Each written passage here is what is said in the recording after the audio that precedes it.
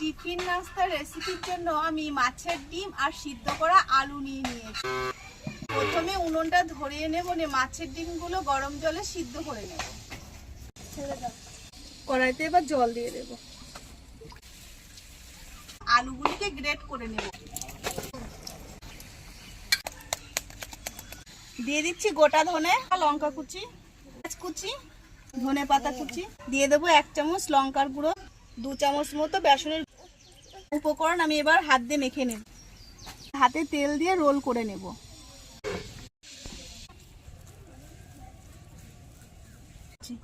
লম্বা একটা লেচি করে নিয়েছি, এবার পিস পিস করে নেব।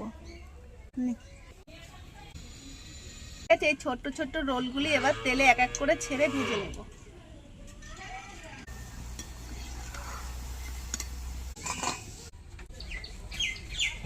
পুরো রোলগুলি সত্যি খেতে খুব সুন্দর।